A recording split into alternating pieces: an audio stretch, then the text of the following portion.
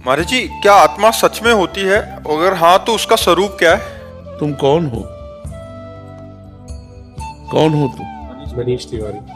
हाँ, मनीष तिवारी। तो इस ढांचे का नाम है, इस ढांचे का नाम है, तुम्हारा नाम थोड़ी है।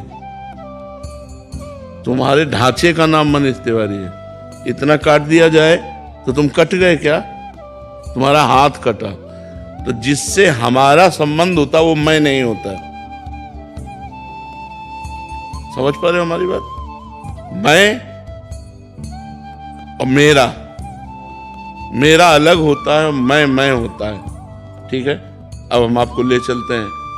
मेरा सर, मैं सर हूं, ऐसा तो नहीं। मेरी आंख, मेरा कान, मेरा मुंह, मेरी छाती, मेरा पैर, पूरे ढांचे को मेरा शरीर। कभी ये तो नहीं बोलते हो मैं शरीर हूं। मेरा शरीर बोला जाता है या मैं शरीर बोला जाता है? मेरा बोला जाता है। मेरा माइक, मेरी तकिया, मेरा टेबल, इतनी दूर है हमसे वो। ऐसे ही दूर है हमसे जैसे ये अज्ञान के कारण हम समेटे बैठे हुए हैं और इसे मैं माने हुए हैं, लेकिन ये मैं नहीं है, ये मेरा है। ठीक है, अंदर चलो। ये बाहर का ढांचा हो गया। मन, आज मेरा मन लग नहीं रहा। मेरा आया ना, मैं मन तो नहीं आया ना। तो मेरा चित्त आया ना, अहंकार, मेरा अहंकार आया ना, मैं अहंकार तो नहीं आया ना। मेरी इंद्रियां, मेरा मन बुद्धि चित्त अहंकार, मेरा, मैं तो नहीं आया। और अंदर चलते हैं, तीसरा शरीर, कारण शरीर, उसे स्वभाव कहते हैं। मेरा स्वभाव है कि मैं, तो तीनों शरीर मैं नहीं हुए, तो मैं कौन है इसके अंदर? वही आत्मा। मैं मनीष तिवारी नहीं है, मैं शुद्ध ब्रह्म आत्मा है। मनीष तिवारी इस ढांचे का नाम है। अब इतना ज्ञान हो गया तो मोक्ष को प्राप्त हो जाओगे ना। तो खिलवाड़ है इतना ज्ञान होना। अब साधना में लगना पड़ेगा। जब साधना में लगोगे और एक एक शरीर का त्याग होता चला जाएगा, तब अनुभव होगा। और जब मैं का अनुभव हो गया तो मुक्त हो गए। पर अभी तो सुन लिया, अभी ज्ञान भी हो गया, तो ये ज्ञान काम नहीं करता। अभी तो कहा नकली ज्ञान और असली ज्ञान में अंतर होता है। नकली ज्ञान होता है पढ़ सुनकर, और असली ज्ञान होता है भजन करके अनुभव करके। हलवा का पूरा, हाँ, आपने कंठस्थ कर लिया। इतने ग्राम आटा होना चाहिए, इतनी बार कलाना चाहिए, वो ऐसा रंग हो जाना चाहिए, इतना घी, इतना चीनी, सब पानी, और सब पूरा, लेकिन खाया कभी नहीं। तो मतलब क्या रहा? खाना है आत्मबोध होना, और ज्ञान है आत्मा का, ये हलवा का बनाने की प्रक्रिया पूरी सीख, सुन करके बोलना, अनुभव करना, हलवा बना के खाना, यह साधना। साधना करो, साधना से तब आत्मबोध होगा। किसी गुरु का आश्रय लेकर उसके अनुसार बताई हुई साधना में चले तो आत्मबोध। आत्मा तो तुम हो। देखो, ये चल रहा है, हमारी आवाज कवर कर रहा है, तो इसमें पावर बिजली का है कि नहीं? अगर करंट ना हो, दिखाई नहीं दे रहा, लग नहीं रहा, लेकिन करंट है इसमें। अगर पावर ना हो तो ये चलेगा नहीं।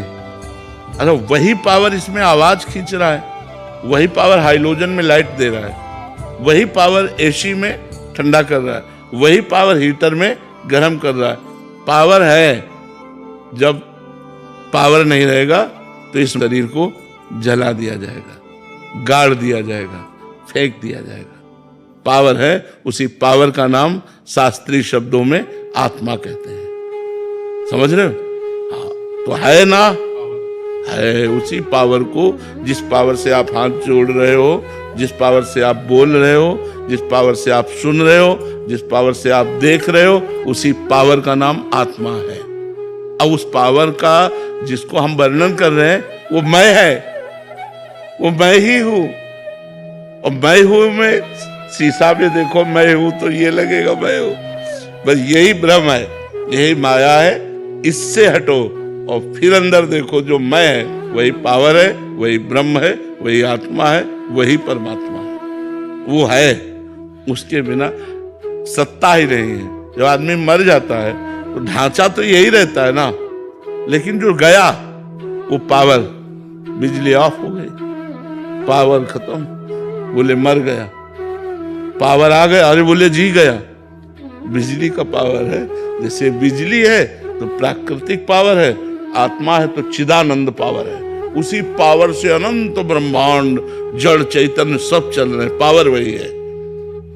अब जैसे बिजली करणों में, करण माने समझते हो ना, ये सब करण है, करणों के प्रभाव से अनेक दिखाई देती है, नहीं दिखाई देती। अब मान लो लाल है तो लाल लाइट है, हरी तो हरी लाइट है। अब लाइट है उसका केवल एक प्रयोजन नहीं है, उसके लाखों प्रयोजन है। अगर लाख करण है तो बिजली लाख प्रकार से दिखाई देगी।